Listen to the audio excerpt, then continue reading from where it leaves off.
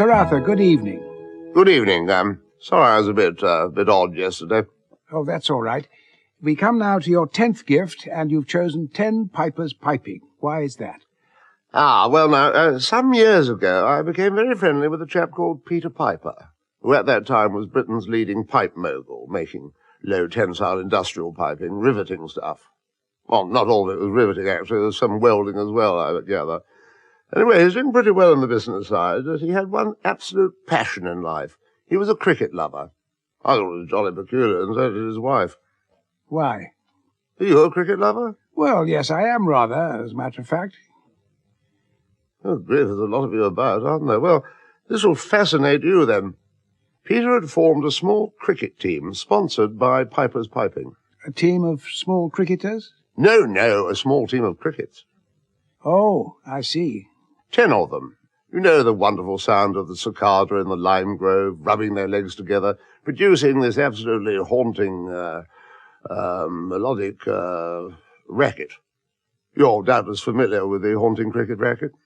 Oh, yes, indeed. Yes, you would be. Well, Peter absolutely loved this noise. He used to spend hours listening to these 10 crickets of his. He felt they deserved a wider audience, and he wanted to take them on a national tour.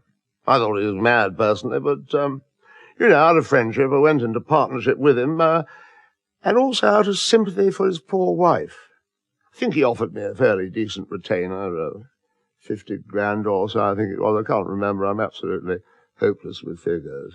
And did you take the crickets on tour? Oh, yes, indeed. What did they do? Well, crickets, as you know, of course, are very tricky to train, almost untrainable. Very individual creatures with precious little discipline. So in practice, all they did really was a lot of leg rubbing as and when they felt inclined. Temperamental little sods. An evening of cricket noises, we called it. And was the show a hit?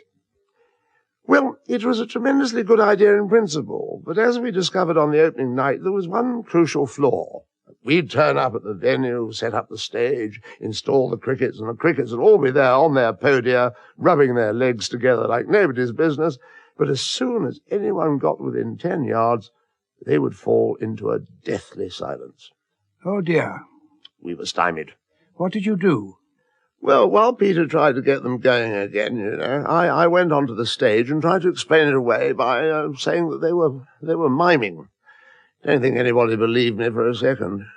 And Peter came out practically in tears, poor man, and begged the audience to rub their legs together to try and encourage his artistes, What sort of noise did that make? Basically the sound of twill on twill, really. Nylon on tweed. Nothing terribly inspiring, quite honestly.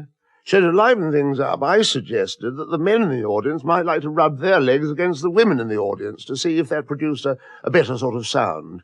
And indeed, a number of rather interesting noises ensued. I think the audience got value for money. It became something of a bacchanal, so we kept the format and became something of a succès d'estime. Do you still see Peter Piper? No, we rather lost touch after the Wembley concert. His wife and I still have lunch occasionally. You say the Wembley concert?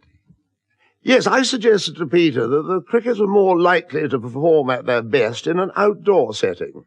I took charge of the publicity, promotion, lighting, sound system, merchandising, and so on, and Peter basically provided the financial backing as well as liaising with the crickets. 10 crickets in Wembley Stadium? Yes, a huge venue. Of course, staging a concert like this is very, very expensive. Our pre-production costs were close on £250,000, and I took the view that this money would be better spent on, myself. So the concert never took place? Oh, yes, it did. But due to a silly oversight, I'd booked the stadium on the same night as Led Zeppelin, and as I explained to Peter on the phone from Bogota, where I was staying with a girlfriend at the time, 10 crickets could never hope to drown out Led Zeppelin, however adept their leg-rubbing skills. But Peter, silly fool, insisted on going ahead, and perhaps I was wrong in a way, because if you listen to Led Zeppelin 2 on compact disc, you can just about make out the sound of Jimmy Page treading on them during one of his riffs. It sounds somewhat like, I can't do it exactly, but it's but softer. This was their last performance. Alas, yes, the final gig, as I believe it's called, the final gig of Peter Piper's Piping 10. What's Peter Piper doing today?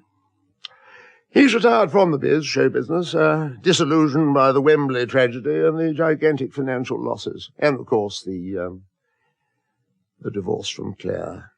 He's thrown himself back into his piping, which is really where he belongs. Thank you, Sir Arthur. I wasn't ever really very close to Peter Piper. Frankly, he was a bit of a shit.